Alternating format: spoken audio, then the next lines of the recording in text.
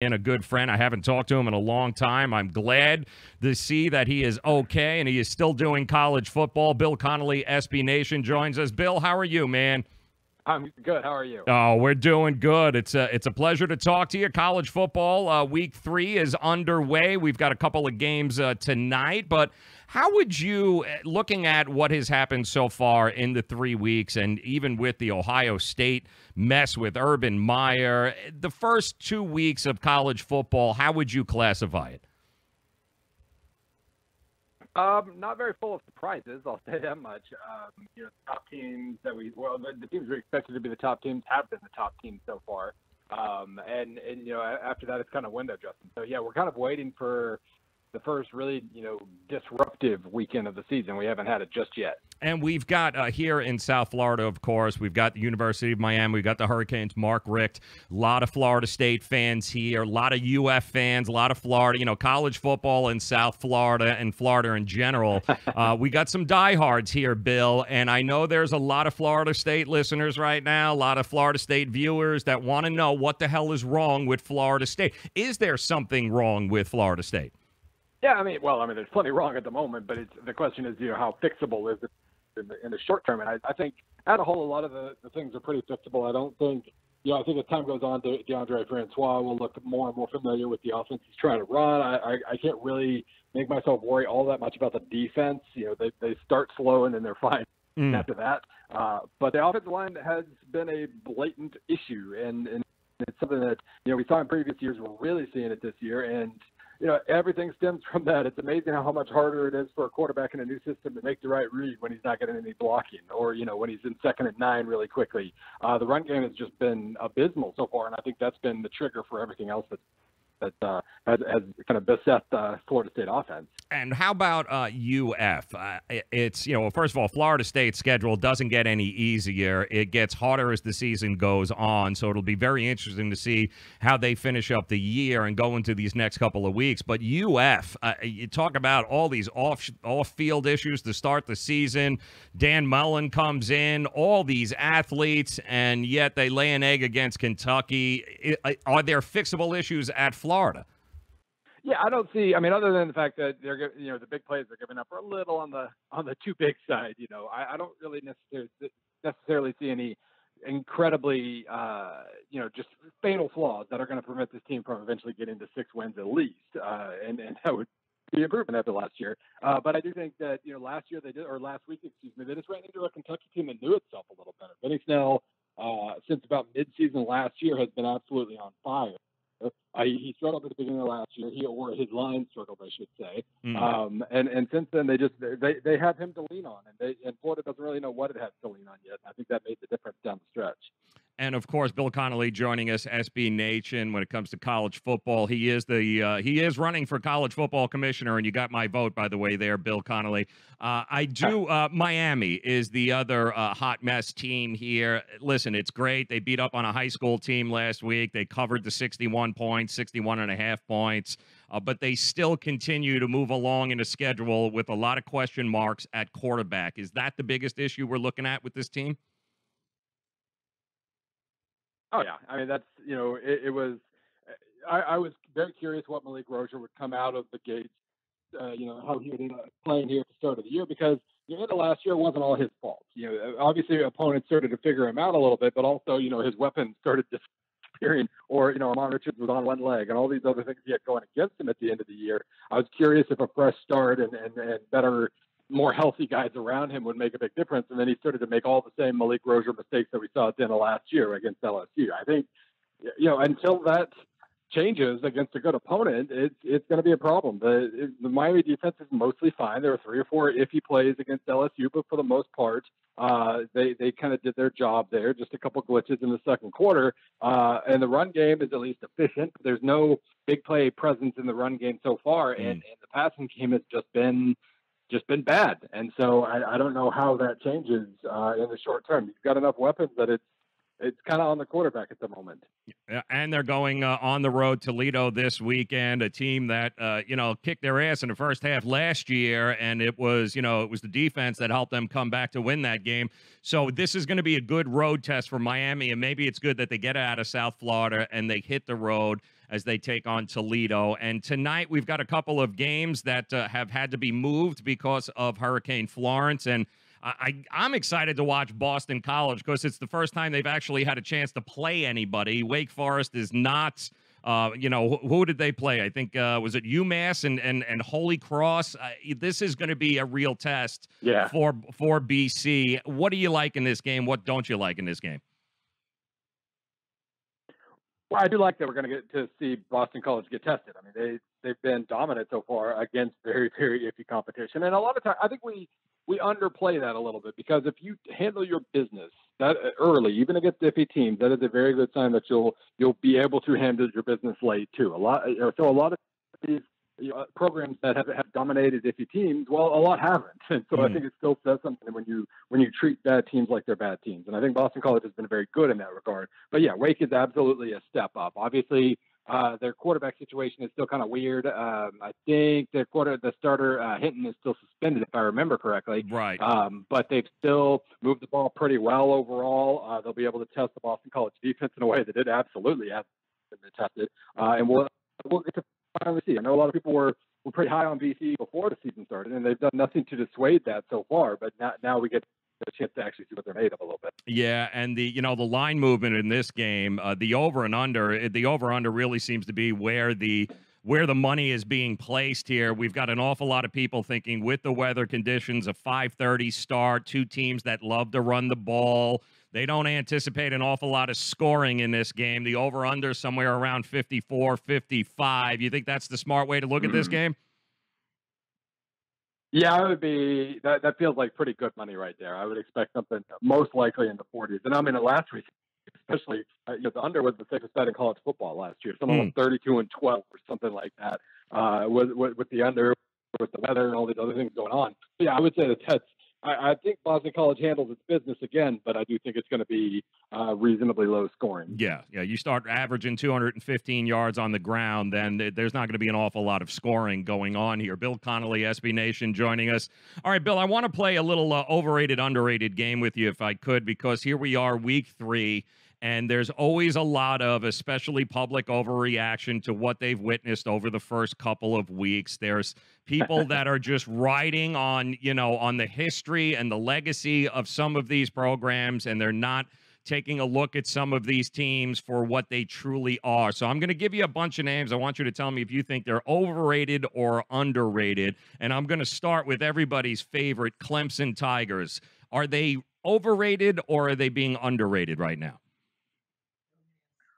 I think they're about properly rated, honestly. They're a top 5 team. They don't mind not throwing a knockout punch. It gets them into trouble sometimes. We saw it last year. We saw it the year they won the national title the year before. They get up ahead of teams, and they trust their defense. They don't take any chances offensively, and it sometimes almost bites them. And that's what we saw against A&M. That's what we saw about half the season last year. They just get up 2 touchdowns and like, all right, we're good. And then they let teams kind of fight their way back into games sometimes. So I don't think it's any different. They're going to have to figure out the quarterback situation, obviously, because Kelly Bryant's almost like a security blanket almost. They know they can just run him between the tackles 3 times and punt at the end of games, and I think that almost hurts them a little bit. So, yeah, I mean, I'd say they're definitely a top 5 team. They can't be that overrated, I don't think. How about, and talk about overrated, how about the Central Florida Knights? Let's go UCF here, coming off of an unbelievable season, but they lose their head coach, a little bit of turnover going on there. And if you talk to people in Orlando and down in South Florida, boy, they feel as if they are the most underrated team in the country, the underrated program in the country. What do you think? I mean, they have to give us a reason to, until they give us a reason to not treat them like a top 10 team. I mean, they've looked the part this year. They were absolutely underrated last year. They should have been a much bigger part of the playoff conversation than they were. While I'm guessing they don't go 12-0 again this year, they've looked the part. They still move the ball incredibly well. Their defense is probably not as good as it was last year. So there is that, but this is still a very good team until proven otherwise. So yeah, I mean, they're underrated until they prove they're not. Listen, Josh Heupel, you're going to have to prove to us that this is it's a new UCF team. So let's see what he has there. You mentioned, we talked about Florida State earlier. Would you consider, given the problems and given the slow start, is the Florida State Seminoles overrated or underrated right now? Yeah, I mean, they're definitely not underrated. I do think they're, of the three Florida schools that are all kind of struggling at the moment, I think they're the ones that have the most fatal flaws when it comes to that offensive line and everything else. Until that improves,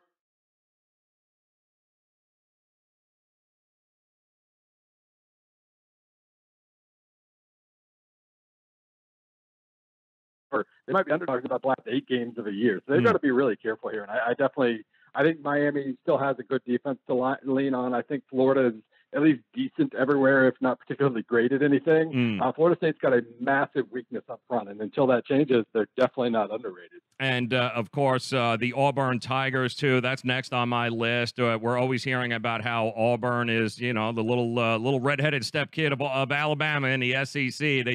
They can't get it done. Do you think Auburn is being underrated or overrated right now? Oh, I like Auburn a lot. I think they're one of the more proven entities in college football. The problem is they're not Alabama, so I mean that makes them crazy sometimes. But that's a really, really solid, trustworthy team, I guess you could say. So yeah, count me on underrated on that one. And Mississippi State, let's face it, a lot of people have looked at this team. They didn't know what to expect this year, but the odds makers certainly in the first part of the year, over the last couple of weeks, haven't looked upon them favorably. That game against Kansas State was a very interesting game. That game opened up at +6 or +7, and people started shaking their heads, going, "That's easy money." What do you think about Mississippi State this year? Yeah. I think they're still being underestimated a little bit. They've got maybe the best defensive line in college football outside of Clemson's, and their run game is ridiculous. Yeah, I mean, as we saw against Kansas State, like they put up 500 whatever yards, and they looked great, and they couldn't pass. So that's kind of you can see that as an optimist or a pessimist thing. Either the lack of a passing is going to drag them down at some point, or just wait until they actually can throw the ball a little bit to go with that run game and that dominant front. So I like Mississippi State a lot. I think Auburn's probably still the second best team in the SEC West to me, but barely. I like Mississippi State as a potential top 10 team, and it doesn't seem like the odds makers are kind of catching up to that just yet. Yeah, no, not yet. I think Nick Fitzgerald has got to be a little bit more accurate. He still needs a little bit of work, but I do think that Vegas and those odds makers are looking at these guys, and they may be over the next couple of weeks looking at them in a different light, but it's been a very underrated team thus far and a very underrated program, and I'll end it with overrated, underrated here. We're talking to Bill Connelly, SB Nation, college football guru. How about the Utes, man? How about the Utah Utes? What do you think about this program and this team? Have they been overrated or underrated thus far? I think people are overreacting a little bit to them, struggling to move the ball in Northern Illinois, but because I think Northern Illinois has maybe the best mid-major defense in the country. They still handled that weird road trip really well, I thought, and I think at this point, until we see what USC is capable of on offense, I think they could be the Pac-12 favorites this year, especially if they can upset Washington. They've come really close the last 2 years. I don't think of them as like a top 15 team or anything like that, but this is a solid, at least top 25 or 30 team, and I think based on perceptions, based on opinions I've heard, I think that makes them a little underrated.